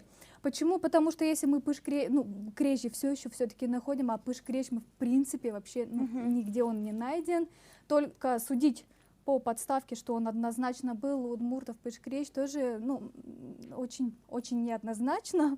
Вот, однозначно не стоит говорить. Поэтому я говорю, что это более поздняя традиция пыш-крежи, но тем не менее у нас уже принято, у нас даже легенды уже придуманы, все красивые. Поэтому он довольно крепко вошел в обиход, да, укрепился. Поэтому такие инструменты очень активно используют в садиках, в школах. Для игр с детьми это идеально, 5-7 струнные инструменты. Вот. Если сказать про школу игре на крежи, то у нас, к сожалению, в Ижевске нет какой-то стабильной школы, да, то есть очень печально, что в университете закрылась очная форма, да, и в принципе по обучению крежи, по-моему, сейчас нету, да. Нету, да. То есть довольно очень крепко сложилась образовательная система на Креже. Это Воткинск, город Воткинск, там, начиная от садика, заканчивая музыкальным колледжем, музыкальные школы в Малой Пурге, Вавош, Шаркан, город Можга. Ну вот как-то вот так пока. То есть. Спасибо большое, Вероника. А вот, может быть, вы нам сыграете еще что-нибудь из того, с чего ваш путь начинался, именно обучение на игре? Вот краткий маленький мастер-класс, например, людям, тем, кто захочет попробовать играть на нем. Во-первых, кстати, надо сказать, что мы сейчас потом с Ольгой сыграем, и она скажет, что мы сейчас споем, или сейчас прозвучит там Нылберджитон крежь. Надо понимать, что у удмурта все-таки крежь был это вокальный жанр, да, и инструментальный, то есть вокальные напевы на севере Удмуртии называли зачастую крежь. Также существует крежь инструмент. Если что-то сыграть, то у меня, к сожалению, сейчас строй перестроен, и из того, с чего я начинала, это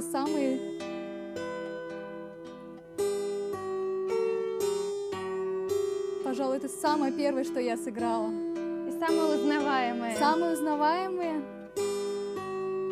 — это хороводная Шарканского района. В принципе, дальше у меня традиционный строй же, то есть так как инструмент не хроматический, он диатонический, надо к любым каким-то изменениям в гармонии, в песнях и так далее перестраивать инструмент, поэтому мы сегодня немножко по-другому, более в традиционный строй перестроили, поэтому какие-то академические вещи будет сложно сейчас сыграть. А вот на пыш-крежи можно сказать, что вот и в игре на нем мы перенимаем немного русскую традицию, имею в виду, что вот там больше присутствует бряцание, да. Такое вот гармонические, да, вот изменения там основные, которые позволяют сыграть основные простые такие функции, которые подходят для аккомпанирующие функцию, в первую очередь, да, это аккомпанирующая функция. Есть какие-то мелодические элементы, можно придумать, и я бы еще даже сказала, иногда финские такие, потому что у финнов пятиструнный кантели — это прямо такой столб такой школы игры на кантеле. Я думаю, что, допустим, даже постановки аппликатуры иногда в финской там берут, то есть вот такие вот. Трехзвучные, да? Если это, допустим, пятиструнный, 3+2, вот. Я думаю, что это может и логично, потому что у удмуртов раз не было, как пыш-крежи, они, может, не сразу понимают, как на нем играть, поэтому они перенимают другие традиции игры, и это нормально. Но с другой стороны, этот пыш-крежь нас еще более сроднил с нашими финно-угорскими друзьями. Да, это так. Да, и теперь мы шлем им тоже горячий пламенный привет. Больше, на самом деле, прямо мы общались с научными исследователями, научными сотрудниками музея Эднокар, и общались, и встречались. Они мост такой делают все-таки с Ханты-Манси. Почему-то Мгм. вот с их инструментов, они верят, что вот как-то с Ханты-Манси. это Ну, всё-таки действительно, у началось. них тоже такой есть инструмент, как лотка, и в форме Да, лодки, да, да, да, и поэтому, видимо, да. Вот. Спасибо большое, Вероника. Пожалуйста. Мы вам в благодарность хотим подарить небольшой такой сувенир. Музыкальные инструменты. У нас же сегодня вечер посвящен Ага, традиционным так. музыкальным инструментам. Это у вас уже есть крещ. Мы вам хотим подарить кубыз. Спасибо большое. Да, это очень- традиционный. очень мило, Пытались очень- сделать наши мастера. Спасибо Вот, большое. носите на здоровье, вспоминайте и приходите к нам еще. Спасибо.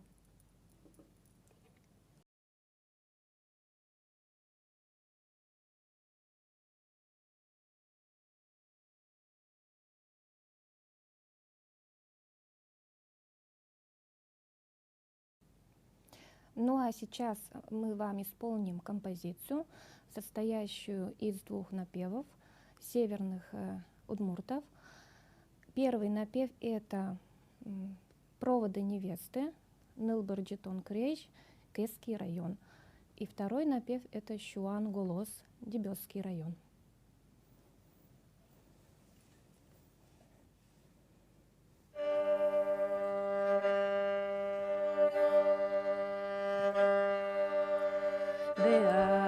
Гад яла мамеда, ой ой шоешко, яла мамеда гине балога, эке шоешко балог.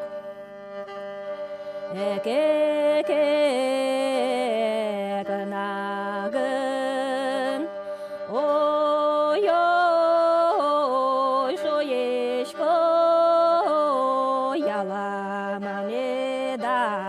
гине балуга. Экекек, шоешко балуг.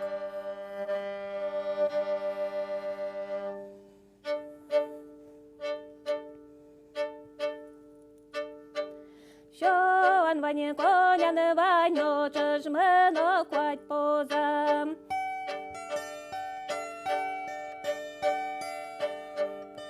Ой, Дунай гинена, ой, Дунай вал.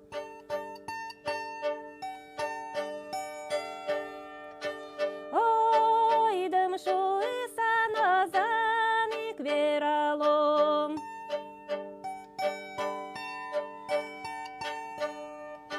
Кинлента шулдырез, но кинлента чеберез.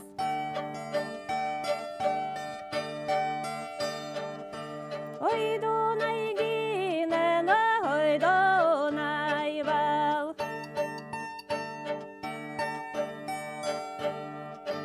Ой, дым шуйса назаник вералом.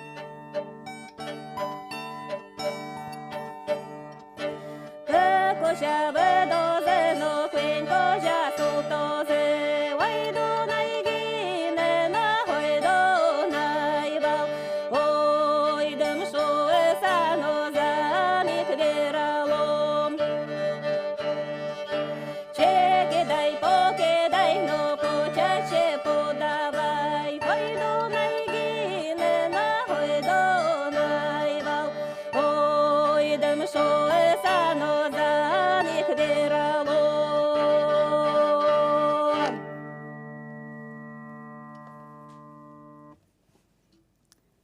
Все.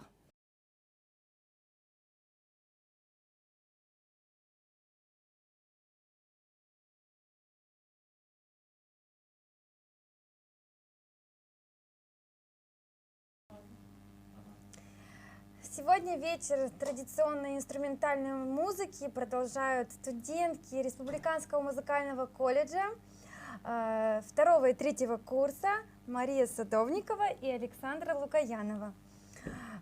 Девочки с музыкальной школы играют на наиболее популярном удмуртском инструменте шлемовидные гусли, которые у нас называют крещ или быджим крещ, да?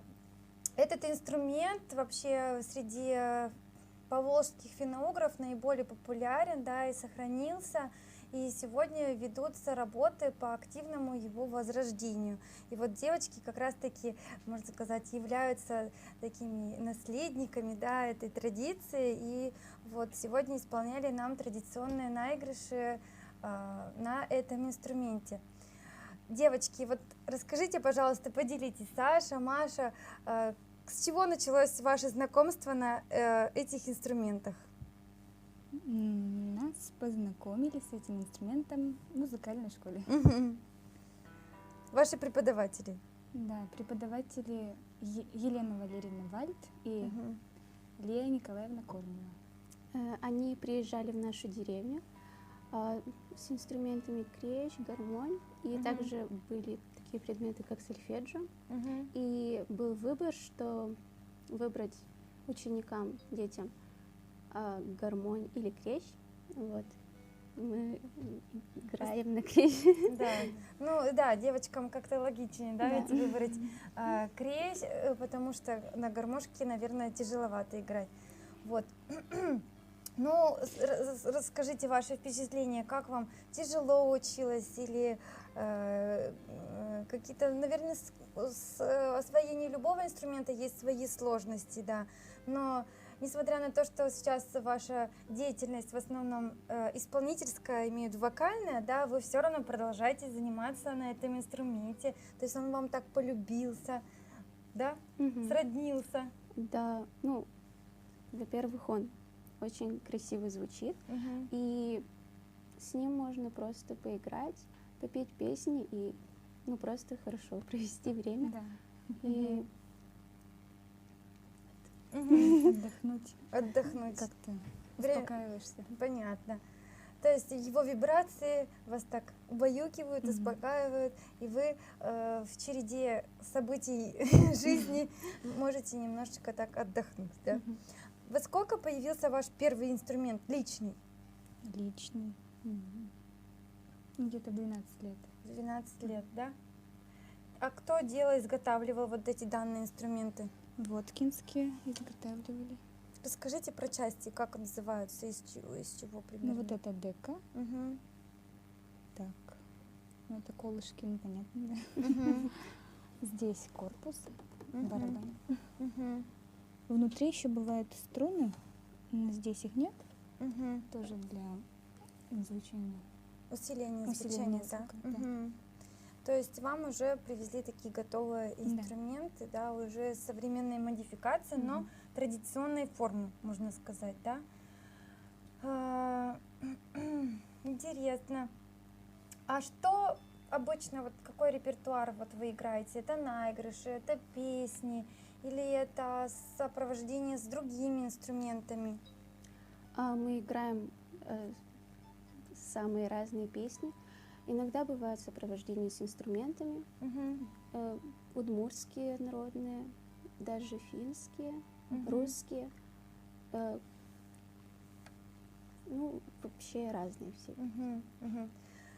А вот вообще в вашей жизни случалось ли вам встречать или слышать народные, именно традиционные деревенские наигрыши, как звучал вот этот инструмент, скажем так, в быту? На крыше Нет. Нет. То есть, то есть вы только от ваших учителей переняли этот манеру игру, да, и познакомились. Хорошо. Ну, действительно, нужно сказать, что на сегодняшний день, хоть и ведется активная работа по возрождению этого инструмента, но традиционных записей, наигрышей и традиционного контекста исполнения мелодии на крезе уже не сохранилось и невозможно практически восстановить.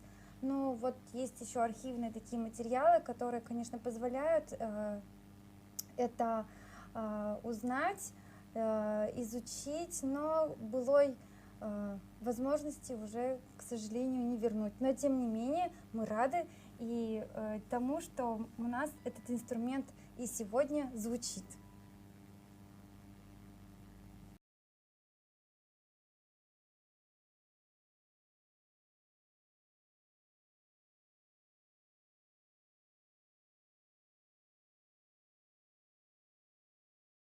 Здравствуйте! Сегодня мы вам сыграем песню «Шунды Пукшис».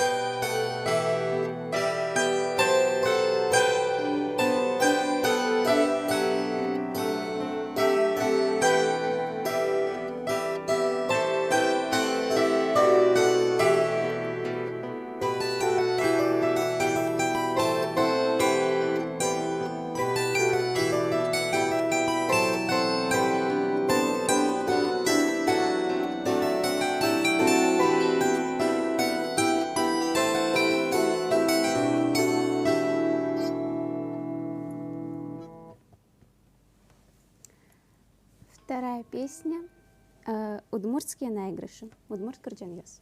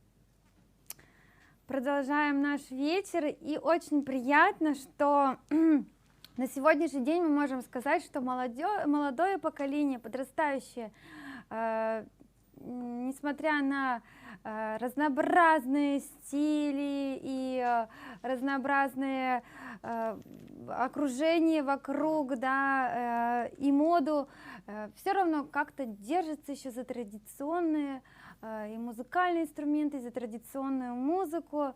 Вот примером является у нас студент второго курса Республиканского колледжа культуры Иван Сафронов. Здравствуйте, Ваня. Здравствуйте. Ваня играет на гармошке с детства, да? Откуда у вас появилась любовь к этому инструменту? Из чего вы начали вообще играть на нем? Ну, у меня играет папа и старший брат. Вот, они меня как бы немного научили. Потом я начал ходить у нас в наш клуб. Там меня учил Николай Васильевич Еговкин. Ходил туда 2 года, потом ушел. И как бы начал развиваться сам. И на сегодняшний день вы играете только на гармошке или еще на других музыкальных Нет, инструментах? Еще там на гитаре, на фортепиано, ну и прочее другое. Прочее другое. То есть прочее другое. вы почти мультиинструменталист, да? Пробуйте себя в разных направлениях. Да. Вот скажите, пожалуйста, Ваня, а вам помогает как-то вот знание вот традиционной гармошки, традиционных наигрышей в обычной жизни или вообще даже в вашей музыкальной жизни, имеется в виду вот когда вы учитесь музыке уже сейчас профессионально, получается, да? Да. Помогает? Помогает. Как? Ну, во-первых, это для себя. Когда я играю, я как бы успокаиваюсь. И для души тоже. Вот. И, в принципе, чтобы, когда есть какие-то там застолья или еще что-нибудь, я вот играю. Для То есть вы такой палочка-выручалочка, да? Можно и так сказать. Но сейчас, мне кажется, гармонистов на расхват, да, всегда берут, во все ансамбли приглашают, потому что особенно хороших гармонистов не хватает. Поэтому, несмотря на то, что это может быть не совсем модно, но это весьма прибыльно. Или не прибыльно? Прибыльно? Прибыльно. Да. Товарищи, друзья, я считаю, что нужно приобщаться к этой культуре. Иван, что вы нам сегодня сыграете? Я сыграю сначала это частушки, можно и так сказать, ну или наигрыши. Вот, да. Наигрыши под частушки. Да, можно так сказать? Можно так сказать, да. Ага, хорошо.